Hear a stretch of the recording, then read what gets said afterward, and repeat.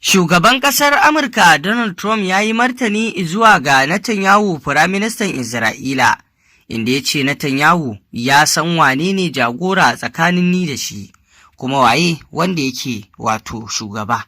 inda babu shakka wannan kalamai na Donald Trump shugaban ƙasar Amurka sun ƙara fito da saɓani da ake samu a yanzu tsakanin Donald Trump ɗin da kuma Netanyahu, wanda kuma wannan yaƙi da ke tsakanin ƙasar Iran, Amurka da Isra'ila shi ne yaƙin da ya kawo rabuwar kai da kuma samun ‘yar tsama har ta fito fili tsakanin Donald Trump da Netanyahu, duk da irin yadda ake kallon wato Trump da Netanyahu kansa a haɗe yake, kuma kazalika Isra'ila ta zamanto ‘yar lele babba a wajen ƙasar Amurka. Za ka samu duk wani abu da ƙasar Isra'ila ke bukata aiwatar da shi take yi, shi ya sanya Netanyahu ke samun ƙwarin gwiwa. Amma a yanzu cikin wannan yaƙi da ya auku da irin umarni da Trump yake ba wa Netanyahu yana ƙin bi da sauran maganganu da yake faɗa masa, wato su ne dai suka haddasa wannan saɓani tsakaninsu, wanda a yanzu har ta kai ga Trump ya fito ya ce tsakanin shi da Netanyahu, shi Netanyahu ya san waye Ubangida, bi ma'ana ya san waye a gaba. Shugaban Amurka Donald Trump ya ce Firaministan Isra'ila Benjamin Netanyahu ya san wane ne jagora a tsakanin ni da shi, yana mai jaddada cewa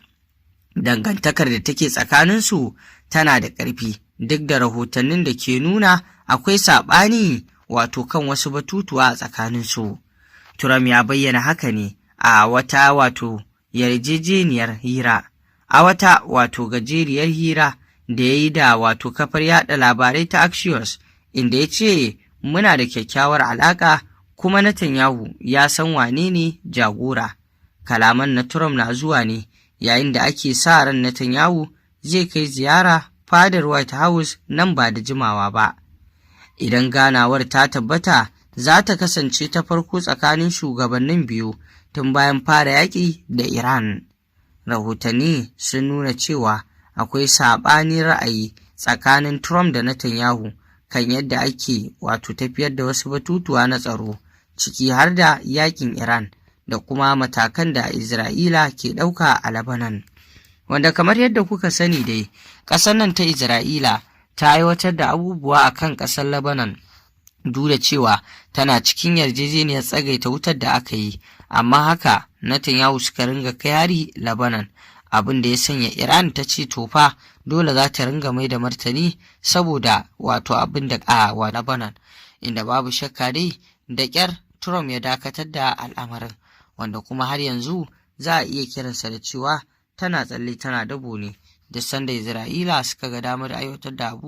aiwatar da shi suke yi, kuma kazalika su kansu wato irin tsare-tsaren da suke tafi da shi sun ga cewar duk abin da yake na cikin yarjejeniyar sulhun nan da kuma abin da ake ƙoƙarin cimma wanda Amurka da suke ƙoƙarin yi da Iran, Isra'ila tana ganin ba shi da alfanu ko ɗaya tattare da ita. Hasali ma suna ganin kamar a cikin wannan tattaunawa ba a saka 'yancin ƙasar Isra'ila ba, kuma idan har wannan abu ya ci gaba da tafiya haka, Isra'ila ba za ta jure shi ba, inda har ma suka fito suke nuna cin amana ce Trump ya masu a cikin irin abubuwan da ya cimma a yarjejeniyar.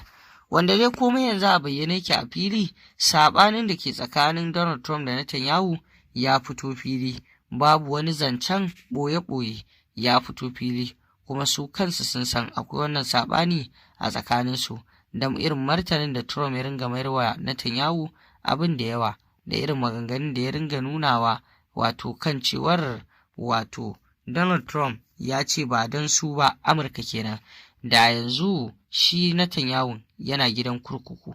Kaga kenan ya nuna cewa Amurka ita ce laima ko kuma wato take kare duk wani al'amura na ƙasar Isra'ila. To masu saurare,